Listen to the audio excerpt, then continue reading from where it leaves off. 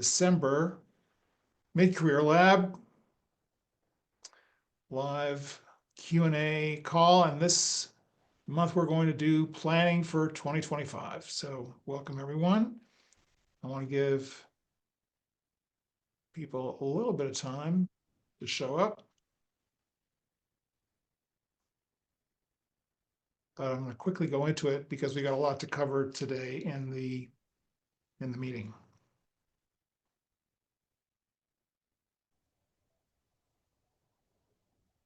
So while we're waiting, anyone have any fun, personal, career-related news to share? Or challenges that we can quickly jump into and maybe use that as a lead into the presentation? So my question is, did you say you put something in the chat? Yes. I don't see anything. I don't know, maybe it's me. Anyone else? A question, John, relative to your thoughts about future sessions. Whole notion of AI and getting used to what is referred to as prompt engineering, in terms of how to ask it the right questions to get the right stuff. Right, and I think particularly in relation to job application, resume, profile, et cetera. Absolutely. Yeah. So is that's on your list to delve into? Definitely on the list. Yeah. So there are some good services. Hello. Hi. So I have some big news. I decided that my mid-career change was going to be I'm starting a business. Yes. Tell us about your business. So my business is called Data and Donuts. And it started to work with small businesses and small nonprofits to help them clean up their data. Because unfortunately, they all have bad data. They all have data that's clogging up their system and not helping them raise money or revenue. Fantastic. So Allison, just give us a little bit of your background to lead into how you got to that decision. So most of my career I spent as an administrative assistant, and then I kind of veered off into nonprofit and worked as a development assistant. I spent the last 3.5 years working for a large national nonprofit doing their data cleanup. I unfortunately it was a perfect spot and would have lasted longer. Unfortunately, I got laid off due to budget cuts. So after looking at the job market, realized I wasn't going to find my dream job. So I decided to create my own. So there you go. I love it. That's what we're all about. Yeah. Great. Well, thank you for sharing that. I think it's a great way to start off the call and the season, and you for the new year. That's fantastic. So just want to make sure everyone sees the link to the workbook that's in the chat. Yep, good. All right. So I have lots of moving parts here today, but let me start with, see if I can get the presentation going. I can find the window for that. That would be nice.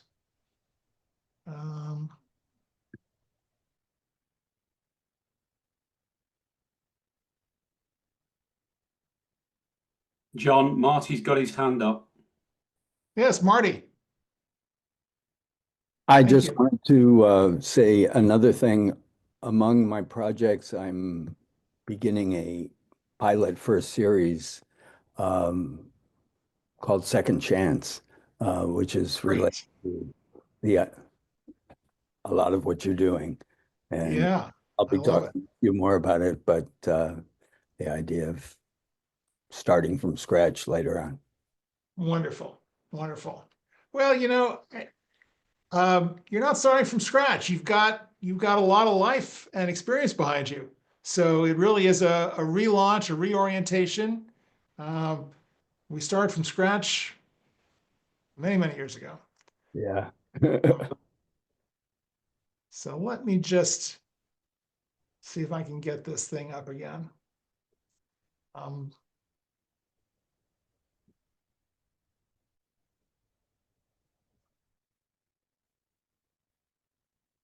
So are we seeing the slide?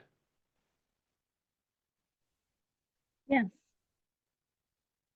Yeah, it's up, John. Rock and roll. Is it full screen or is it? We see pictures of all of us across the top or the bottom. Oh, goodness. Let me stop that. I may have made the mistake of trying to do this in Canva as opposed to good old PowerPoint. So, all right, hold on.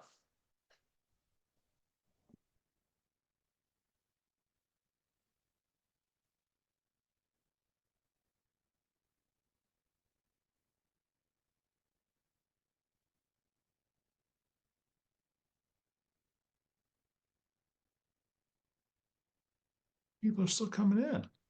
My goodness.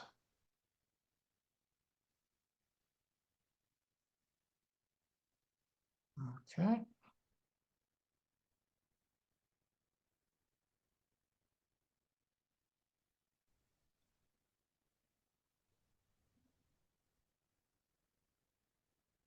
How about now? Are we seeing Looks this? Are we good. seeing Yeah. it? Looks We can good. still We see see, the we whole see it, slide. John. We still got Great. pictures of the rest of us across the top. Well, yeah, but I think that's in Zoom. That's fine. So now I've got my. Yeah, you're in full screen. Yeah. Right. Good. All right. So here we are in our career planning workshop. The purpose, of course, of planning is to make sure that you are prepared for what is coming down the pike. So I love this quote from Peter Drucker. I use it all the time. What gets measured gets managed.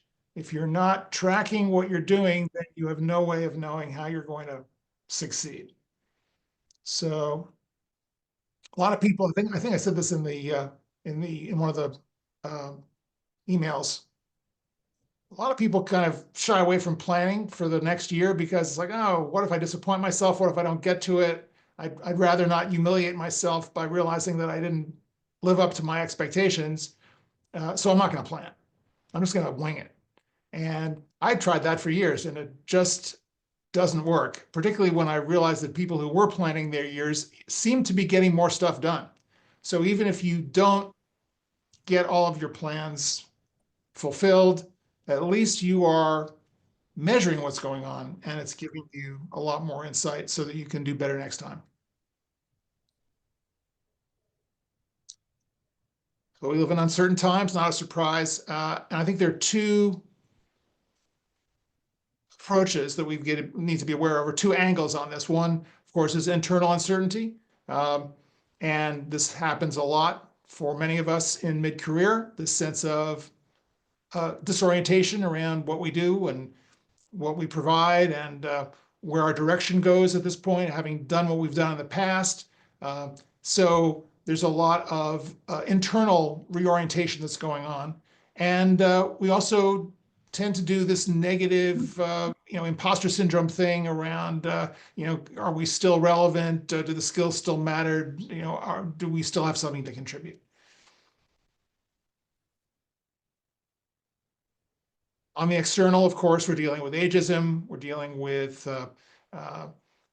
all of the issues around the broken job market, which apply to all generations. It seems to hit us, maybe a little bit harder than other people. And just the general volatility of the economy, companies doing layoffs, where we are in that process, very unsettling. So, as you guys know, I'm a big believer in being proactive about this stuff. So I think that my initial bullet on this was not engage, it was surrender. The idea that you have to just face the facts of what's going on and not surrender in the sense of give up, but surrender to the reality of what's going on.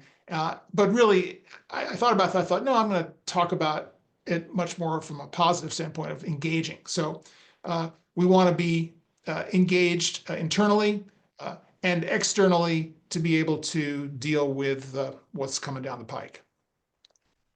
And then the famous Seneca quote, luck is what happens when preparation meets opportunity. So planning for the future is one way of ensuring or putting your thumb on the scale to produce luck. Because when you plan, you tend to be more conscious of what's out there, what you're looking for. So we're going to talk about 2 overall techniques to help you plan for the year ahead. And we'll go through this in the workbook. So the first one is a SWOT analysis. SWOT stands for strengths, weaknesses, opportunities, and threats. It is typically an analytical process that companies use to determine their market viability and other issues of governance and management. But for us, it really is an opportunity to do this on a personal level and to really explore for each of us what are our strengths, weaknesses, opportunities, and threats in terms of our career for the coming year. And the second process is objectives and key results, OKRs. Usually OKRs are paired with KPIs, key performance indicators. So the key performance indicators are the milestones or the metrics that you use to evaluate how you're doing on realizing your objectives and what the key results are going to be. But just to keep things simple today, we're going to kind of smash them all together into one process and put the KPIs, the performance indicators, into the key results. So we really have some sense of where we're going and what we're looking for to tell us how we're doing and to know where we are or know where we're going so that when we get there, we can recognize it. So just to give you some examples of this as we're going into the workbook for OKRs. So the objective could be get a new job. So what are those key results? You want to have an updated LinkedIn profile. You want to be speaking to 10 new contacts or making 10 new contacts a week. And you may be targeting, say, 3 job interviews a month. So that is one example. Another would be if you were saying, like Allison, you want to launch a consulting practice. So what are the milestones associated with that you want to set up? For example, create projects, program packages, research your market and your leads and target a certain number of leads or deals that you want to close. And then have some targets around that. How many sales calls do you want to have? How many contracts do you want to close? What are those metrics? And you can, as you get into the year, start tracking those things. And of course, you can adjust these as time goes on. So some guidelines for formulating your OKRs. The objective versus the key result. So objective, concrete, action-oriented. The key result is concrete but measurable. So you want to be able to have something that is clear in terms of what you're going for. The objective is inspirational. You want to really, I think I talked about this in the next slide, you want to stretch a little bit. You want to feel like this is something that is a little bit beyond where you feel comfortable. And the results are always, again, objective, reviewed, reevaluated. Keep moving towards your goal. It's never a straight line. It's always going to have some give and take. Some tips on OKRs. Finally, don't overcommit. The problem I think that many of us have, particularly for New Year's resolutions, is that we try to do too much and we try to think, okay, this is the year we're going to do it. My colleagues at Ariana Huffington's company Thrive Global talk about this idea of micro steps. So don't overcommit. Commit to something that is actually too small to fail, so that you almost feel like, oh, that's too easy for me. No, it's perfect because it is something that is attainable. If you put a lot of these small micro steps together, you can actually create something that is very substantial, very inspirational, perhaps even uncomfortable in its scope. But if you break it down into the tiny steps, it's going to make it a lot easier. So that leads into the stretch goals, the idea of you want to make it 50% believable, the idea that it's a little bit outside of what you feel comfortable with, but then again, using these small steps, you may actually just get an opportunity to achieve the goal. And then again, flexibility. Life is going to throw you curveballs. You want to be able to adjust. And that extends to even the fundamental goals that you may have set at the beginning of the year. You may get to March, April, and realize this is not going to happen. But what can happen is something different. So you want to be able to be flexible. And finally, you've got this. We've all been around for a while. We all have a certain amount of competence about life and business and work. So rely on the fact, as I was talking with Marty before about this idea, you're not starting from scratch. You really have a lot of foundation from which to draw. So a lot of just want to encourage all of you to really embrace all of the value that you have accumulated and demonstrated and can move forward. And so here we go into the workbook. Before we start, any questions about any of that or observations? No, sounds good. One observation, I guess, John. Yeah, Ted. I guess since you and I have been working together, Yes. I have hit some of these objectives of updating my LinkedIn, updating my resume, creating new templates for outreach, which I don't know if you guys feel this way, but it's giving me a little more direction and confidence. Even though it's frustrating that I'll be overlooked or someone doesn't respond back, I feel at least I'm adjusting to this new market versus applying and having an interview within a day, face-to-face meeting. Those days are gone, and readjusting my way of thinking on how it is that I'm going to get another job, which is connect. I'm only going to be able to do that if I connect and somebody sees me and I get in front of them. So, yeah. And I think, in your case, I think one of the things that you've struggled with, and I think we've worked on successfully, is to really kind of get out of this mindset of just apply. This kind of hamster wheel of frustration around job applications, and instead taking this more concerted, proactive, value-driven approach to having that value proposition, that superpower to talk about and to really stand behind. I'm using job postings now as just a lead generator to identify companies from which I can make connections to. When I see that 700 people applied to a job, maybe I'm just trying to get on their radar for marketing so that they know, hey, I might have a marketing position. And that actually happened. They hired for another job, but they said, I still wanted to meet you because we'll be hiring at the end of Q1. Not what I was expecting, not what I was hoping for. I got all dressed up for an interview face-to-face, even though they're only 10 minutes away. But I did plant a seed, and I thought, okay, so that was actually a result. So Yep. I don't know if you have any feelings about that, John, but using job postings as a way to just generate leads with companies that could be a target. Absolutely. You always want to get on the radar and get a little taste. And if you can get in the door somehow, then you're in. And then you never know what might happen. Plenty of stories about people who go up on a job. They're not right for that particular job, but they impress the hiring manager or the recruiter, and they say, look, this is not right for you, but there is something else, and it's going to be coming up. And sure enough, they get the call, come in on the job, and in many cases, they get that other position. So anyway, so let's jump into the workbook here. And again, does anyone still need the link, or I think it is in the chat. So Can you send me the link?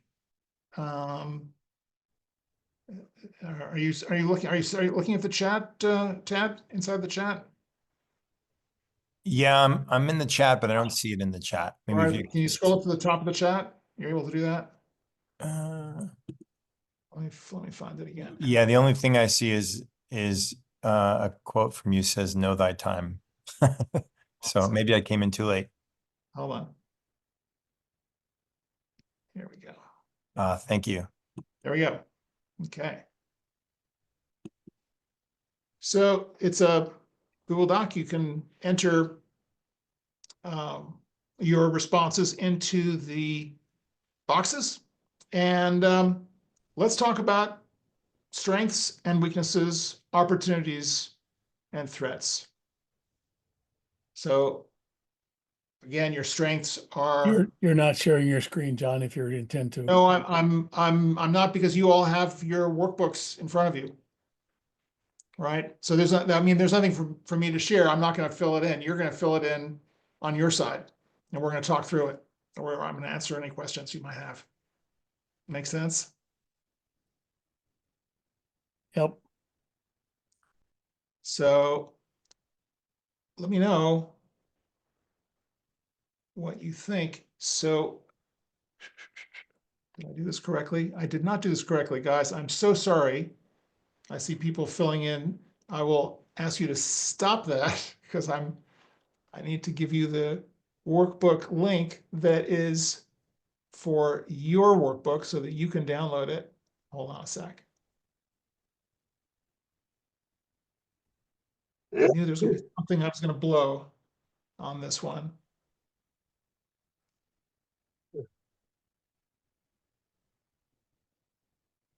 All right, everyone, here is the correct link. No, no, that is not it. I just made a copy. Is that gonna work?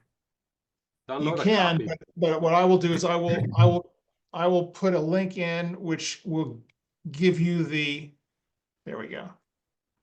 It will take you to the Google copy Ah, interface, and then you can do it. Sorry about that.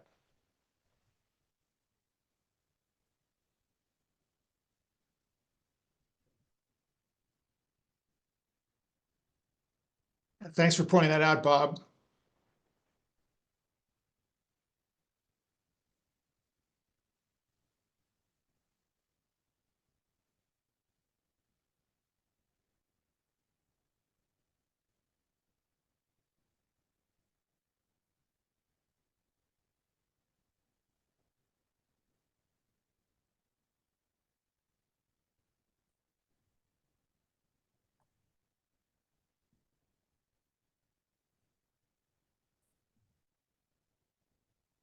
So if I'm reading the screen correctly,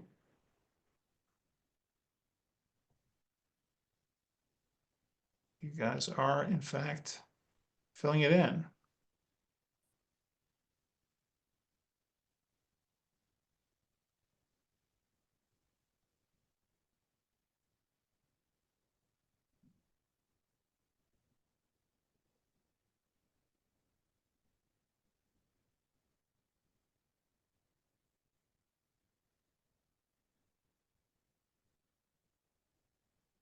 Bieber, welcome to the call. Check in the chat for your link to the Google Doc. Let me know if you're not seeing it because you just arrived, and I'll put it in again.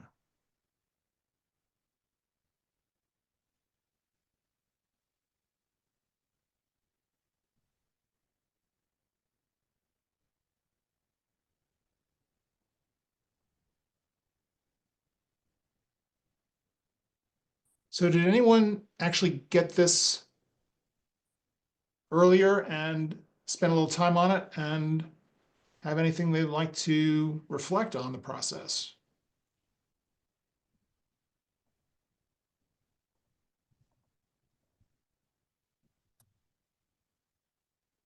Ron, Yes. are we opening the very last link that you sent? Yes, the one that says copy at the end of it.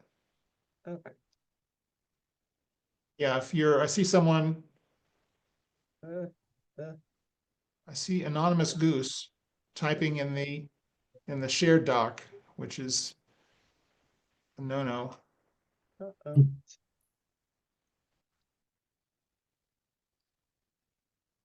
Please go to the doc with copy at the end.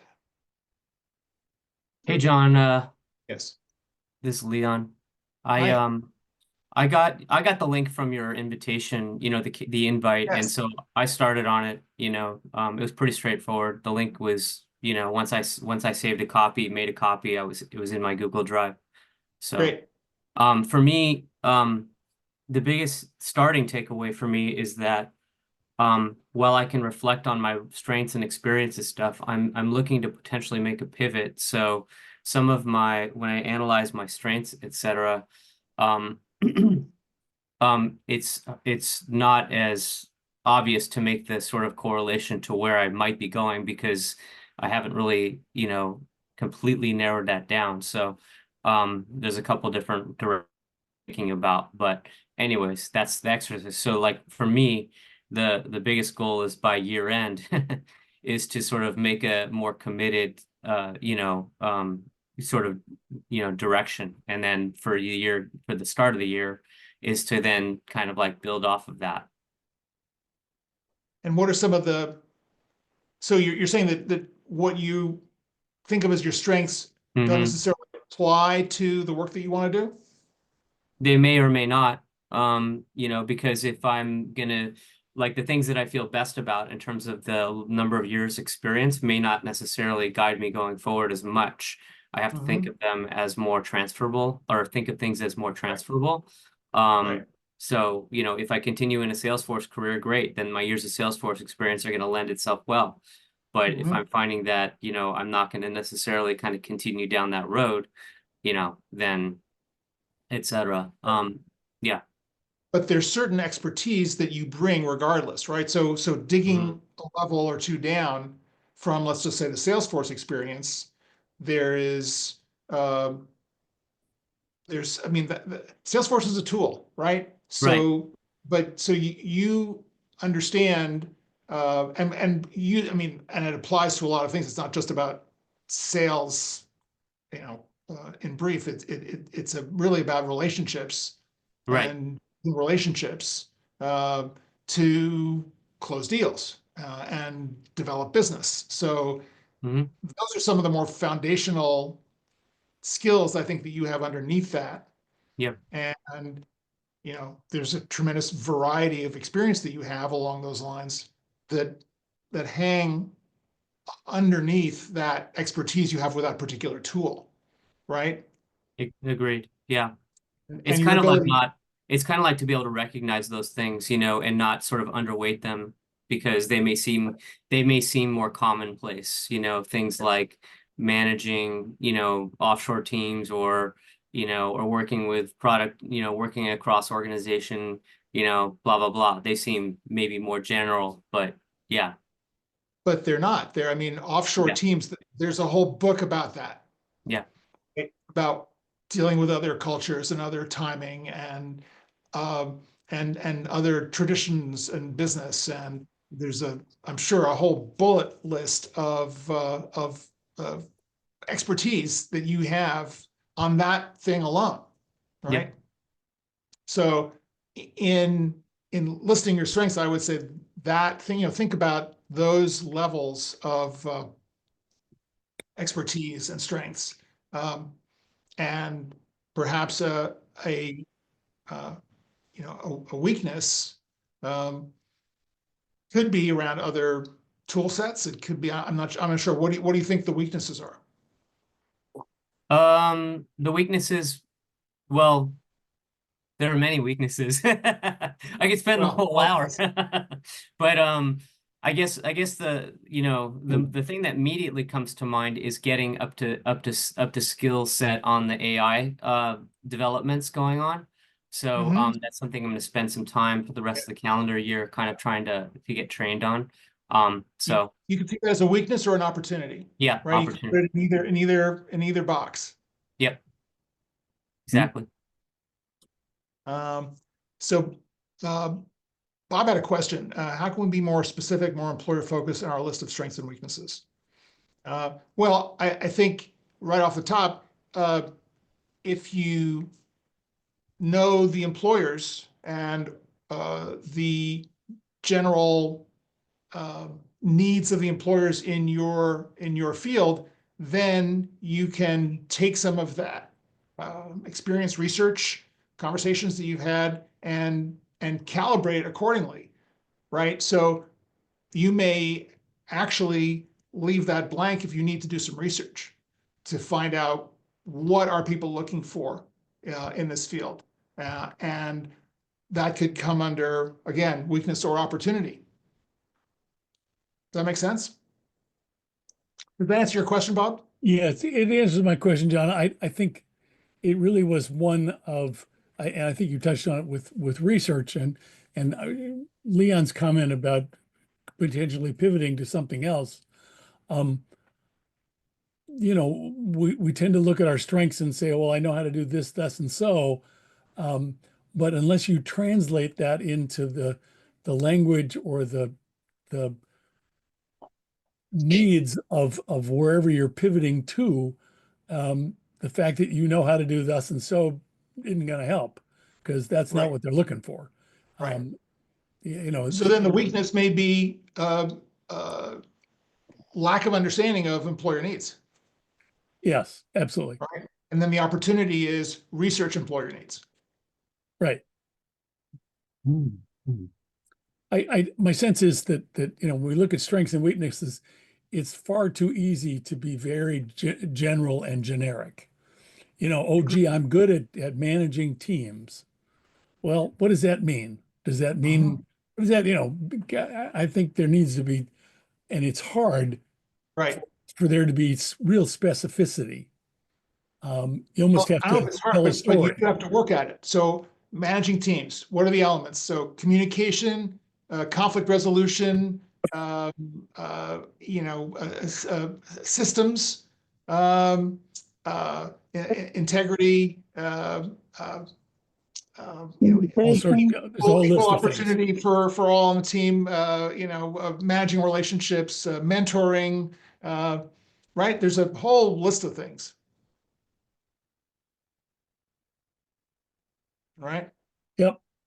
No, and you're getting it at what I you know, I think it's too easy to be glib or generic when we talk about our strengths and weaknesses. Right, right. And that's why this is an important challenge and why it's an important thing to not just do today here with us on the call, but to take that sheet and to really think about it and to kind of maybe print it out or put some flashcards together, index cards, and start to really work it over the next few weeks and even into the new year to really get a clear sense of where you're going and what what your needs are to make a more compelling case for yourself or to have a greater sense of where you should be focusing. Marty asks, what should we put in the key results boxes? Other ways to use or integrate the strengths and weaknesses into the objectives. So the key results, I mean, let's talk about what are in your other boxes. You know, from objective and get into and what are your objectives that you're looking for? Well, like I'm making the Ukraine documentary. There's a lot of Right. steps. There's a lot of things I need to do, fundraising, finding an editor. Right. Right. So the results, I think, in your case, might relate to the output, to the final output. So you're going to get a film of a certain length. It's going to have certain. What are the kind of qualities, the narrative qualities that you want to make sure to capture in the film? What are the distribution elements that you want to achieve with this? Is this intended as streaming? Is this intended as theatrical? Or you know, what kind of other materials are you going to do that are going to surround the main production?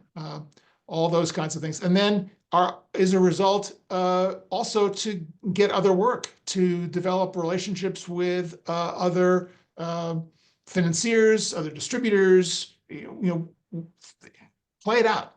Mhm. All the end result for it. Yep, all the corollary. mean, Doug, you have a question. Actually, I wanted to add a commentary to what you just suggested for Marty and his movie.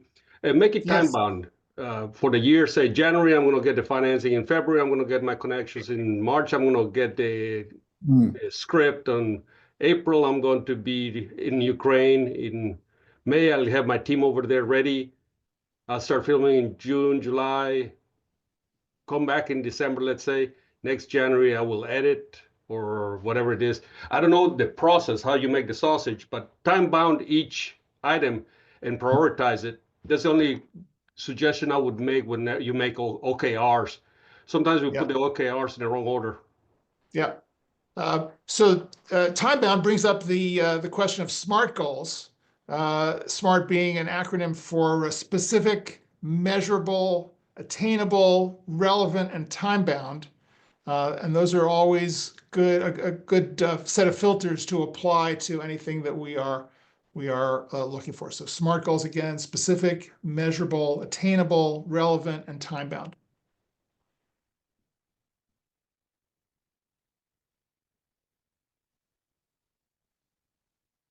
Yeah, because I've seen OKRs put together by my team. I'm going to meet these targets. Who, how, when, and why.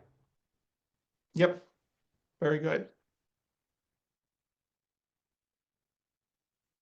So now we're into both segments of the workbook. What else is coming up for people? Any blocks, any other questions that are coming up around this?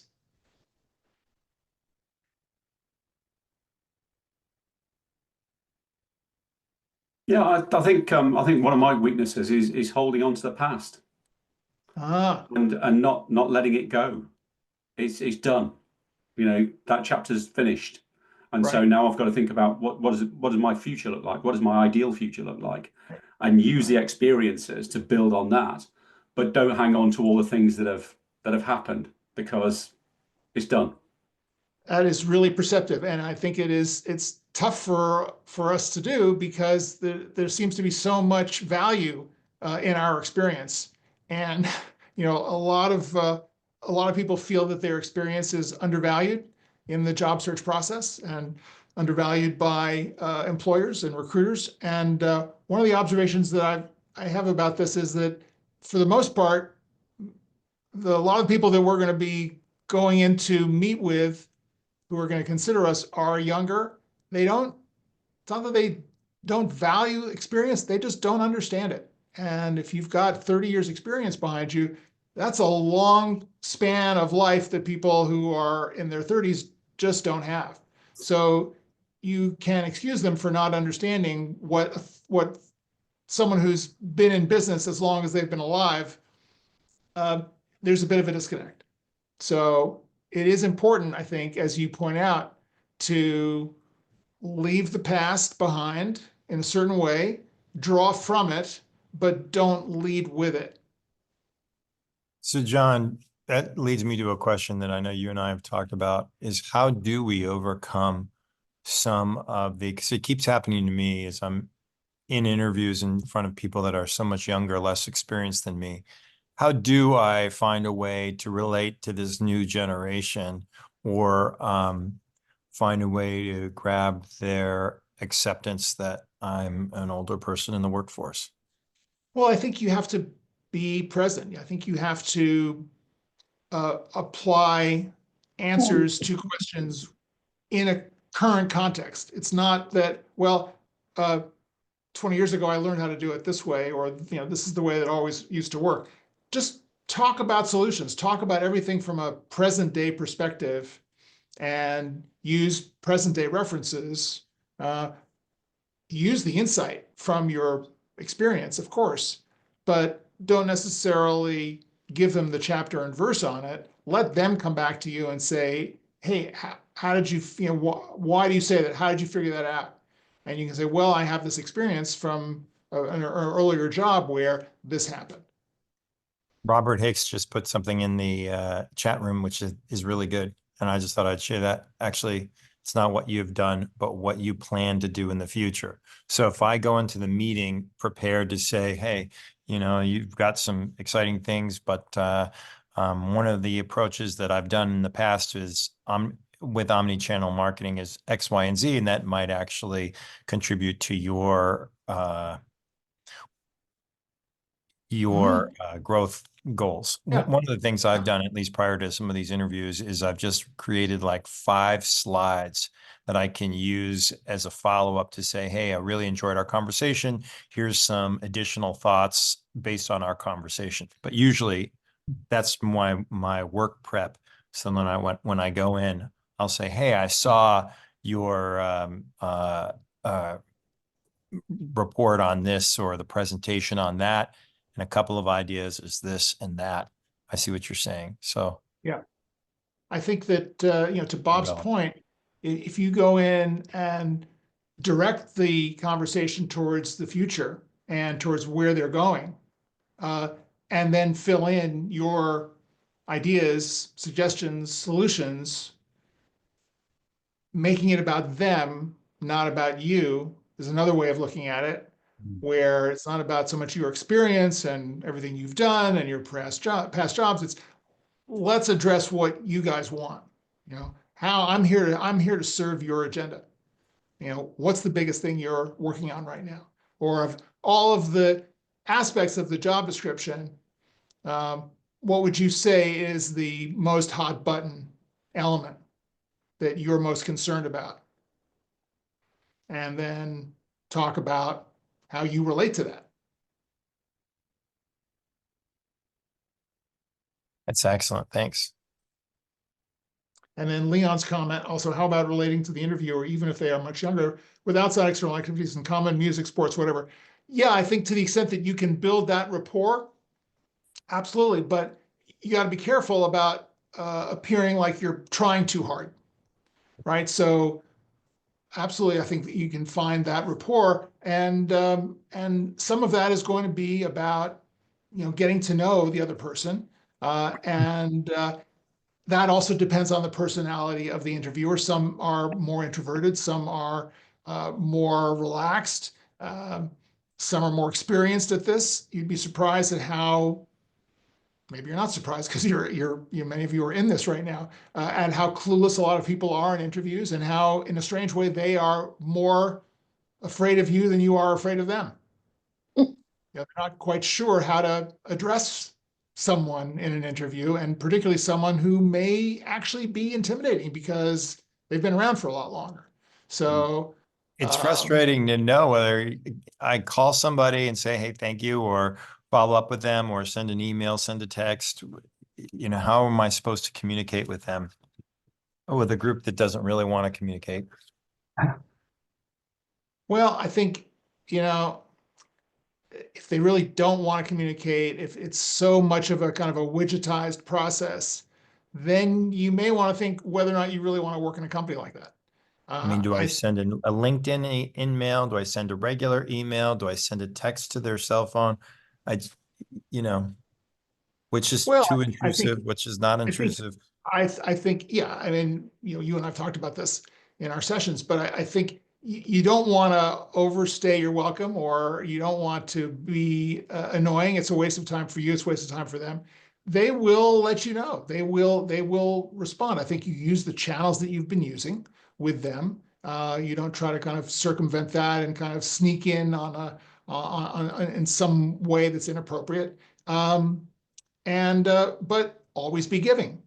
Find a way to address one of the topics that was brought up in the conversation. Maybe you send them an article that you found about something as a follow-up, and say, great meeting with you.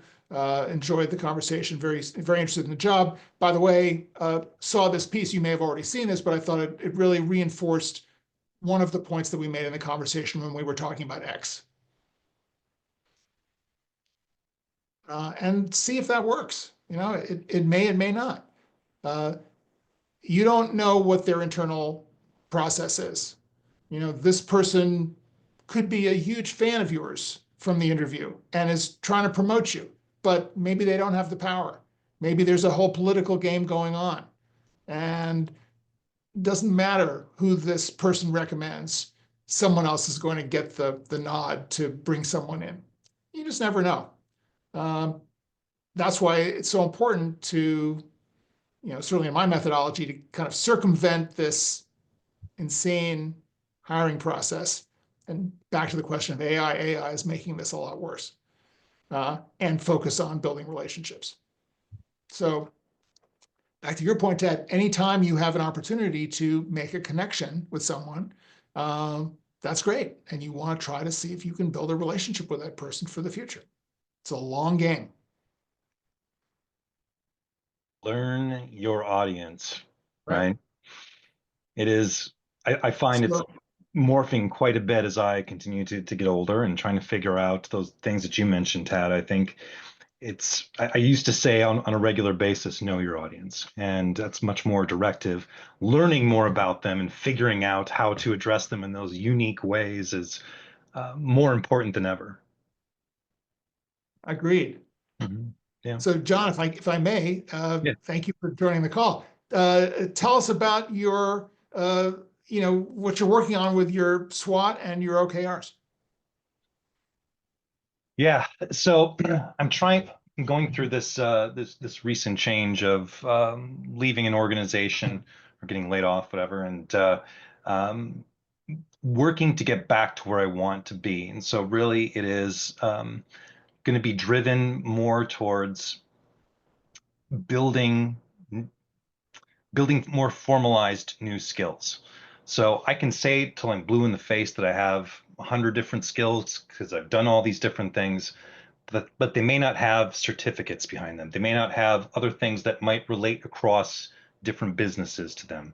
So trying to find ways to develop things that are more like, even like LinkedIn Learning, for example, right? Trying to do something there every single week, trying to build certificates, looking into other things from a professional development perspective at local universities to me in Minneapolis. Those are things I'm trying to utilize to build up me on paper, so to speak. Yep. And then getting back to things that I also used to do exceptionally well, which was network with people in person with people. And it's always great to be with people virtually and to meet people and hey everyone, and get to know other people and see what they can bring to the table. But there's still something very special about having those in-person connections. And one thing I've steered away from for a while as well is I've been helping people less. And in doing so, I also find by helping people less, that less people are willing to approach me with information. And I love learning information. I love being able to learn more about companies, and people are much more willing to come up to me and say, John, I got somebody I'd like for you to meet. When I'm willing to network and engage with people in that fashion. So that's an opportunity, right? Is to be more effective in your service, in your outreach. Correct. Yeah. Mm-hmm. Yeah. And what about threats? Anything really? Any obstacles there that are external, perhaps, or even internal? Two big threats. I mean, threat number one is, and just the time of year often is a challenge for taking on a new role. But also my desire is to be much more operational versus customer facing in the software industry. Again, I don't have anything that's a formal title from an operations perspective on my resume. But I have lots of different operational experiences. And those are things that I found kind of funny when I'd be applying for something that was customer facing, and to hear executives say, we love you. However, I see as more operational than customer facing.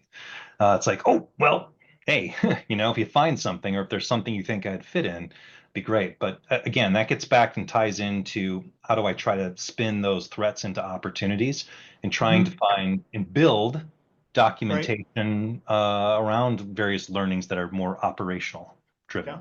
Yeah. So any prototyping opportunities to explore on the operational side, where you can maybe connect with people, assist on a project, do some kind of shadowing around this, or some side gig type venture that addresses this, or even back to the question of certification, is there some kind of a project management certification or something like that that would maybe edge you into consideration, where someone might say, look, you've got everything we need for this job. Well, I trust that you're the guy who can deliver it. I trust that, even though you don't have that operational background, everything else that you've done leads me to believe you can do it. I just need something else, and you don't have it, and I'm passing. If you were to say, well, I just got this certification, this PM certification, that could do it. It's okay, fine, because then that covers their ass, right? And so much of this around trust is about, I don't want to take the chance. It's going to come to me if this guy doesn't work out. So they can point, they go, hey, he's got the certification, right? Yeah. How is that to know? Well, and John, that exact scenario recently happened to me. Actually, funny enough, around resource management, right? Because there is a certification for resource management as well, and I've taken some trainings around it, but I don't have the formal certification around it. I've managed actually multiple projects, funny enough, around development of resource management tracking. But again, I don't have anything that is a certification. And I was told from a feedback perspective that that I bring more to the table than the other other two people that made the finals and of this specific interview cycle. And they chose the others because they had an immediate need and thought that they could at least work with what they had in the interim, and they could think about how somebody like me could potentially work for them in the future. But right now, they had something very specific that they needed to have addressed. And the preference was somebody that had a certification that was specific to the work. Yeah. Great story. And it goes back to what Bob was saying before about the employer, about knowing your employer and doing that research and that intel, because that can help in the situation. I mean, this may just have been one example, but it also could be a pattern that you are seeing in your outreach and your engagement, your interviews with employers. And, maybe there's that light bulb and you go, okay, I need to take care of this. And there is something specific that you can do. Yeah. Really, I really appreciate your on. sharing. That's great.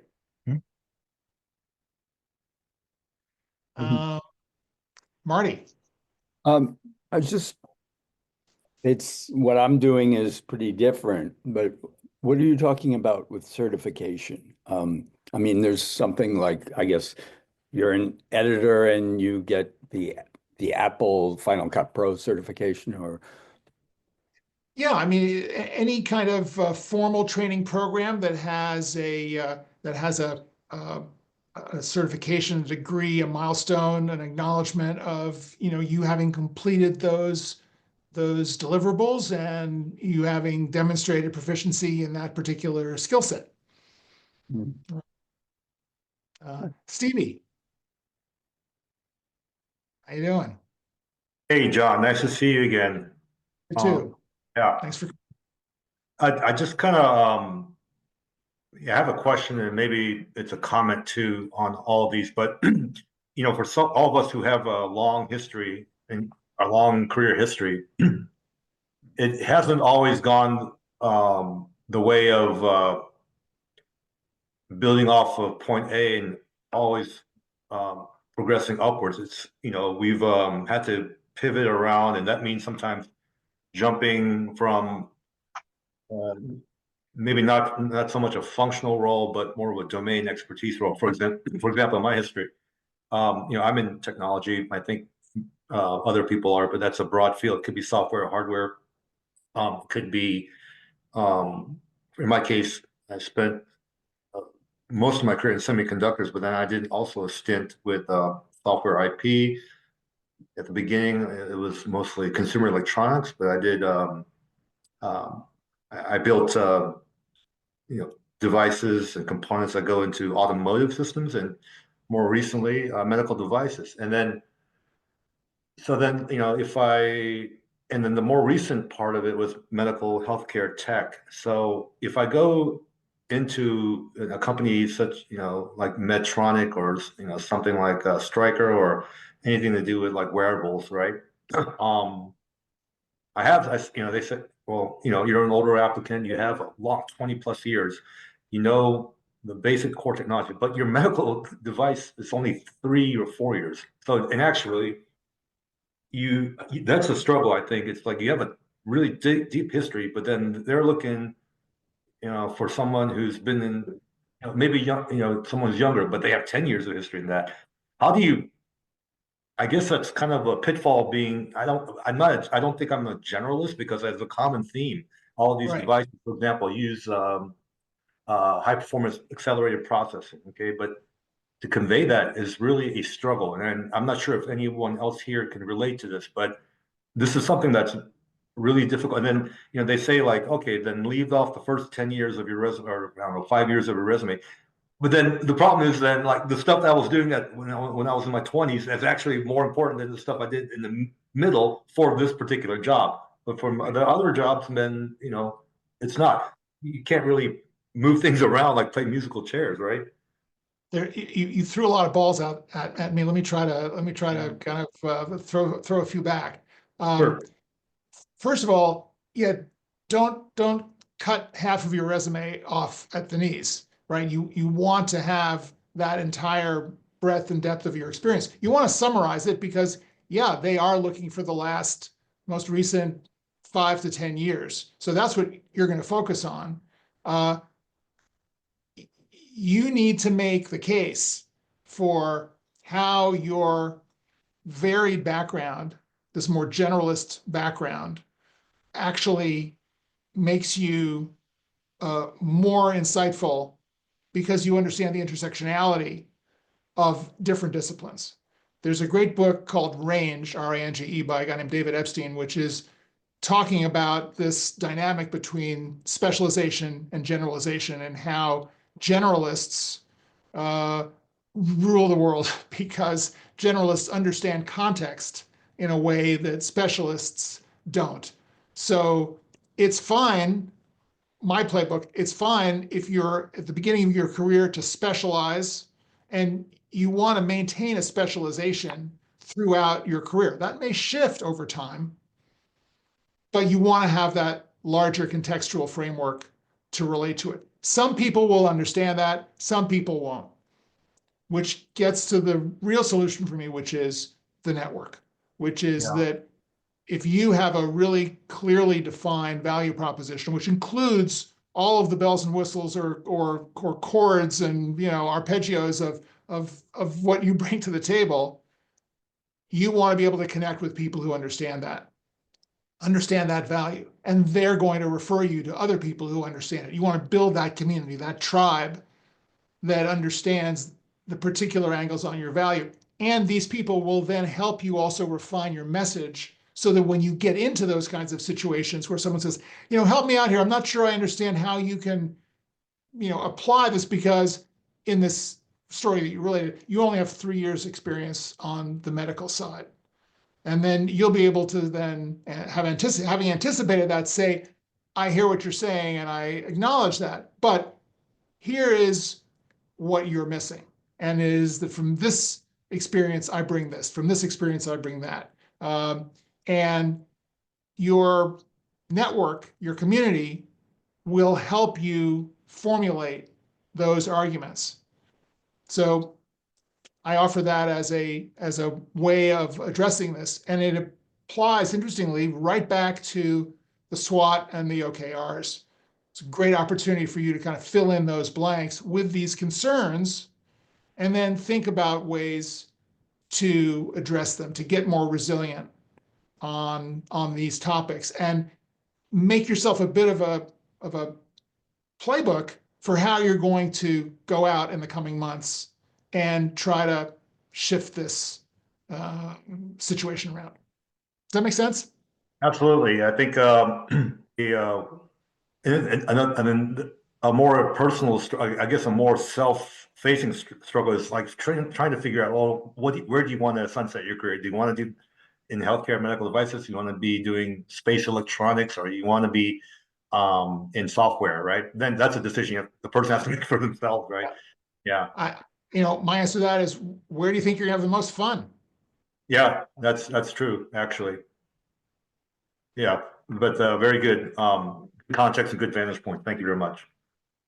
Guys, we're coming up on time, and I want to wrap this up. Really appreciate you guys for participating and sharing your stories and your questions.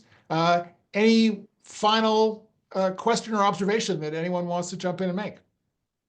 John, a quick one related to what Stevie talked about in terms of his experience. As you know, I'm an architect, and I've worked on a whole variety of projects over the years of my career. And yes, I have a resume that lists the firms and the responsibilities of what I did at the different firms. But I also include, and Stevie, I think this might work for you, I include a list of projects with very brief project descriptions as a supplement to my resume. And it's organized by project types. So, okay, so I've done hotels, I've done schools, I've done college and university, whatever it is. And that way, someone looking at my experience, yes, they may know or may not know the firms I've worked for, but they do know the types of work I've been involved in and the level that I've been involved in. And I think, Stevie, it might give you the way to at least have the interviewer focus on, oh, I see you've done these sort of things in medical devices or in whichever one you want to focus on. And it just is a way of showing your experience without it being multiple pages. Yeah, I kind of used LinkedIn for that, and also I include like a third page in my 2-page resume that shows kind of like projects or pro bono work that speaks to that. But yeah, I think you're on target there. That's correct. It's more like a achievement record. Mm-hmm. Yeah, thank you. Thanks, Bob. And thanks, Stevie. Thanks, everyone, for participating. I'm going to end by wishing all of you a great holiday and a fantastic 2025.